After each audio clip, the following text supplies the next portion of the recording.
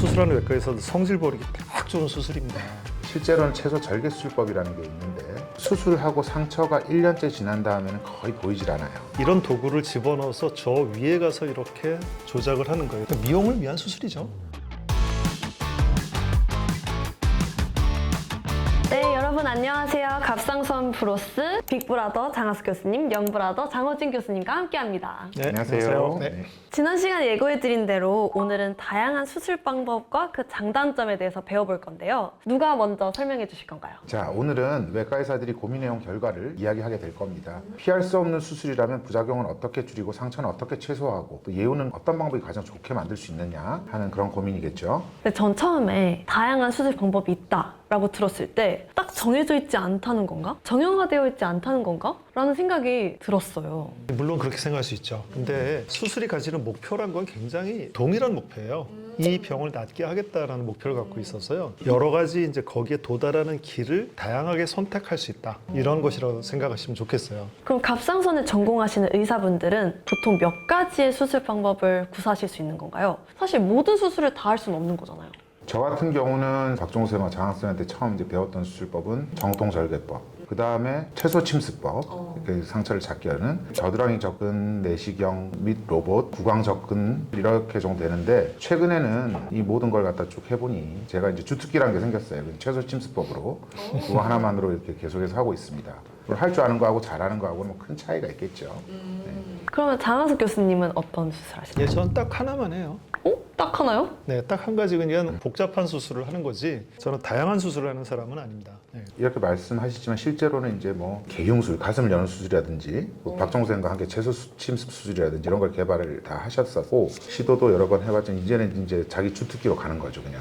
사실은 이제 그런 뭐 로봇이니 이런 수술도 있지만 저는 이제 한 가지만 하는데도 너무 벅차고 이제 어떤 게 중요하냐면 이런 심한 케이스들은 그런 수술들이 적합하지 않아요. 그래서 이렇게 하게 되는데 외과 의사들은 이제 그런 좀 버릇이 있어요. 자기가 하는 수술이 최고래. 언제나 그렇게 주장해요. 그래서 저는 오늘 같은 경우에는 제가 아주 비평을 하기 적합한 위치에 있어요. 그 모든 수술을 안 하거든요.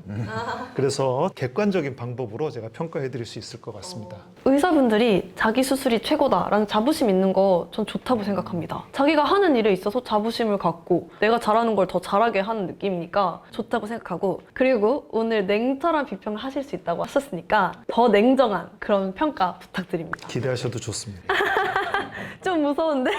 네, 처음 소개할 내용은 전통 수술 방법, 일반적인 갑상선 수술 절개법이에요. 이 수술은 전 시간에 소개한 코어커가 개발한 방식 그대로 지금 따르고 있습니다. 아래 목주름이 있는 곳에 절개선을 넣고요. 환자들은 이 앞쪽 절개선이 있으니까 그 부위를 수술하신다고 이제 수술한다고 생각하시는데 실제로는 갑상선에 있는 위치는 저 동그라미 저쪽 위치예요.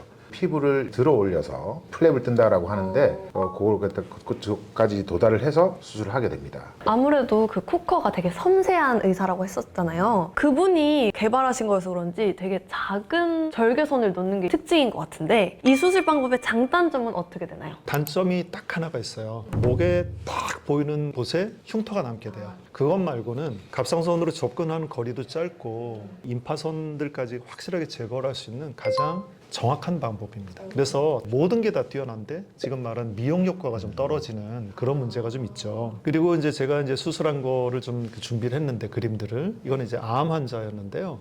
그 목 아래 이렇게 절개선을 넣고 그 주변까지 다 확실하게 제거를 할 수 있었고요. 미용적인 문제 때문에 우리가 박정선과 장학생과 정훈생이 그때 논문을 한번 2000년대 내신 게 있는데 그걸 이제 바탕으로 해서 발전시킨 게 채소 침습법입니다. 그래서 그림에서 보듯이 저건 옛날 채소 침습 수술의 왼쪽 사진은 절개선인데 저거보다는 지금 현재는 좀 더 바깥쪽 측정부로 가요. 실제로 채소 침습이라는 이름의 수술법 중에 걸맞지 않는 경우가 이제 대다수인데 목에 상처를 남기지 않으려다 보니까 이제 먼 거리에서 파고 들어가서 수술해야 되니까 침습도는 오히려 더 커지게 되겠죠. 실제로는 채소 절개 수술법이라는 게 있는데 저 그림에서 지금 보시면은 수술하고 상처가 1년째 지난 다음에는 거의 보이질 않아요. 근데 그래서 이제 그 수술 방법에 대해서는 설명을 드리면 예전에는 박정쌤하고 처음에 2000년대 수술하실 때는 그냥 앞에서 작게 열고 들어가서 근육을 자르고 들어가는 수술을 했어요. 그래서 상처는 작았으나 오히려 근육들이 위축이 되고 침을 삼켜보세요 하면 이렇게 막 딸려 올라가는 유착이라 그래요. 그런 것들이 많이 생겼습니다. 근육과 근육이 붙으면서. 그래서 변형을 시켜서 했던 게 지금 보시는 대로 근육과 근육 사이, 정상적인 해부학 구조 사이로 들어가는 방법이에요. 그게 지금 현재 최소 침수법으로 되어 있죠. 수술 범위는 전통적인 방식과 거의 같으면서 절개선이 작고 바깥쪽으로 가 있기 때문에 나중에 미용 효과도 탁월하다.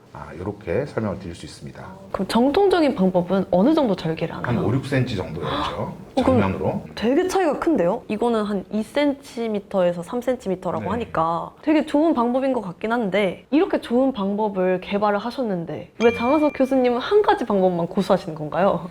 이게 이제 설명이 좀 길어질 수 있는데 이렇게 절개를 작게 하고 하면 뭐 여러 가지 좋은 점이 나중엔 있지만 수술은 굉장히 어려워요. 수술하는 외과에서도 성질 버리기 딱 좋은 수술입니다.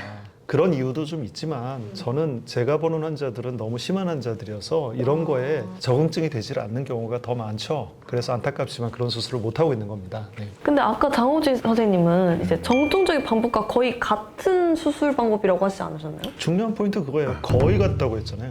아, 거의 같다. 거의. 네, 그게 그렇죠. 중요한 겁니다. almost. 근데 많이 진행되거나 전이가 심한 환자들은 하기 힘든 수술이에요. 하지만 또 그런 부분에 대해서 개발한 방법이 있는데 이 방법은 측경부 청소술이라고 조금 더 전이가 되는 환자들이겠죠. 지금도 제가 하는 방법 중에 하나인데 아까 말했던 2cm, 3cm의 절개선보다는 훨씬 더 조금 더 길게 들어가는 거예요.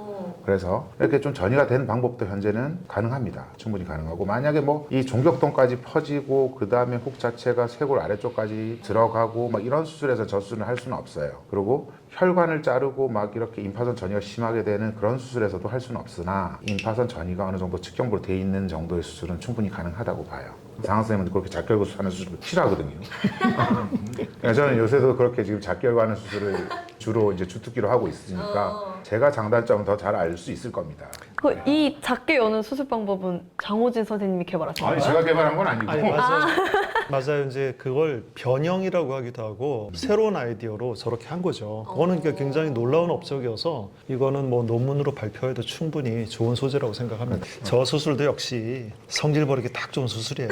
그래서 저같이 성질 좋은 사람들만 해야 돼요. 외과 의사들 영혼을 갈아 넣어야 되는 수술이에요. 이 수술은 좋은 점이 굉장히 넓은 범위까지 수술이 다 가능합니다. 그래서 이제 이거는 충분히 잘 개발했고 좀 더 앞으로 발전해 나가면 더 좋을 거라고 생각을 해요. 이게 이제 상처예요. 나중에 보면 이게 정말 목 옆으로 상처가 나기 때문에 전면보다는 더 상처가 잘 나와요. 목 앞면이 더 상처가 많이 생기거든요. 그래서 좋은 수술이라고 생각합니다. 하지만 영혼을 갈아 넣어야 되는 수술. 그럼 이제 다른 종류의 영혼을 갈아넣는 영혼 분쇄 수술은 어떤 것들이 있나요? 자, 다음 방법은 내시경 수술 방법인데요. 이 방식은 처음에는 외국에서 개발됐습니다. 서로 주장이 맞서고 있긴 한데 논문 발표는 이탈리아에서 제일 먼저 발표를 했습니다. 근데 그 이후에 한국에서 거의 집대성 됐다고 생각을 하시면 됩니다. 그 오른쪽 아래쪽의 사진이 한국 최초의 수술 방식인데요. 그래서 겨드랑이 쪽에 구멍을 두 개를 뚫어서 한 거예요. 이제 카톨릭 의대에서 개발했어요. 그리고 그 위 사진은 조금 끔찍하게 보이는데 이걸 확대해 보면 쇄골 아래쪽 부위에 피부 절개선을 넣고 피부 조직에 꼬챙이 같은 걸 넣고 쇠사슬 같은 도르래 같은 걸로 당겨서 이제 올려서 공간을 만드는 방법이죠. 도르래로 에? 아, 그 그렇죠. 위에 있는 네. 게 도르를 쇠서를 당기는 거고 밑에 이제 쇠꼬챙이가 꽂혀져 있는 거예요.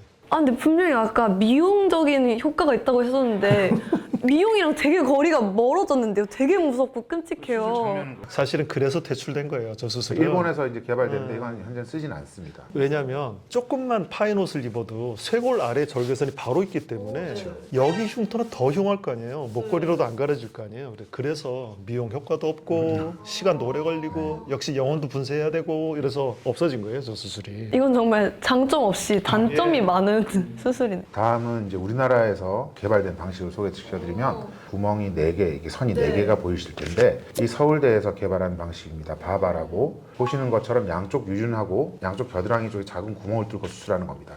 저렇게 점선으로 보이는 게 통로예요. 통로를 내서 수술한다는 거예요. B는 브레스트, 유방의 브레스트고 A는 엑실라라는 뜻입니다. 그러면은 사실 겨드랑이, 브레스트, 겨드랑이로 가야 되니까 A, B, B, A로 만들었어야 되는 거 아닌가요? 근데 지금 이름이 바바라고 하셨는데? 아마 그랬을 거예요. 바바라고 한 게 유명한 그룹 아바하고 이게 뭐 저작권 문제가 생기지 않을까 생각을 했던 거죠. 아니죠. 반대로 아바 이렇게 해가지고 노이즈 마케팅 하면서 이렇게 좀 더 친근하게 들리게 했었어야 되는데. 그 정도까지는 머리를 쓰지 못하셨던 것 같네요. 아쉽네요. 근데 사실 이 수술이 여자들 같이 이제 약간 유방이 있으신 분들은 사실 되게 받아들이기 힘든 수술인 것 같은데. 이제 그게 이 수술이 가지는 단점이라고 해요.